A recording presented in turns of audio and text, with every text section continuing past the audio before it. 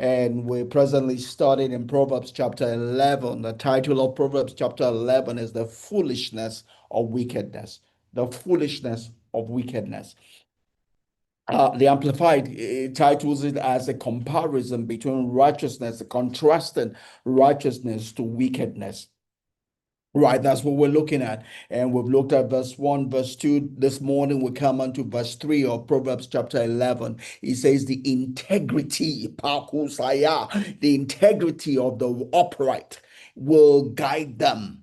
The integrity of the godly will guide them. The integrity of the righteous will guide them, right? When we have integrity, it becomes a guidance to us. It leads us. It helps us make decisions. We know what to do or what not to do. We know where to go, where not to go. Our wholeness, our maturity in the place of righteousness, will direct us. When we need guidance, our integrity, our wholeness, our completeness, our undividedness, our sincerity, our uprightness will guide us, will teach us the way to go. We will hear a word from behind saying, this is the way, walk in it, because it'll be a word that will be in accordance, to who we say we are. We are not one thing in the morning, another thing in the afternoon, another thing in the evening. We are not one thing at home, different thing in the office,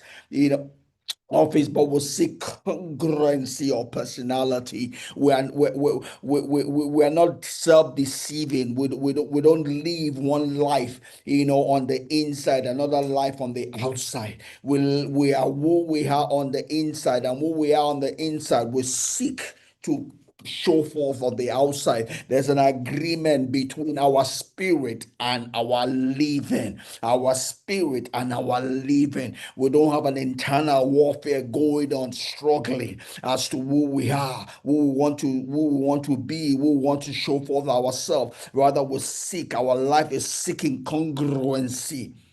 Congruency as to who we are. And that would lead us, that would direct us, right? So when we look at the word integrity itself, is a word that means the quality of being a honest person.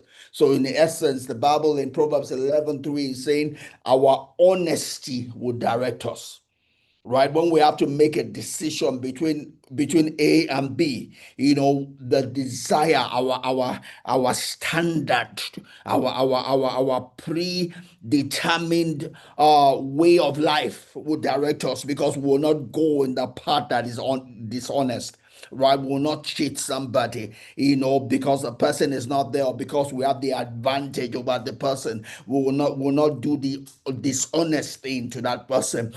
Goes back to verse 1 of Proverbs chapter 11. It says that an unbalanced scale is an abomination before God. We will not twist the scale just because we have the advantage and we can. We would always do in everything, knowing that there is a third person in our agreement. There's a third person in every relationship we go into. Yea, the person that we're talking about might not be there, but there's a God in heaven that is wherever we find ourselves, and we would live our life observed. We will not try to hide ourselves and do things, in secret that we cannot do in public. We will not try to hide to do things in secret that we cannot do in public. Whatever it is that we say in secret will be such that we can stand on the housetop and say it, because there's a God that is there in the secret, and that God judges us both in the secret and in the public.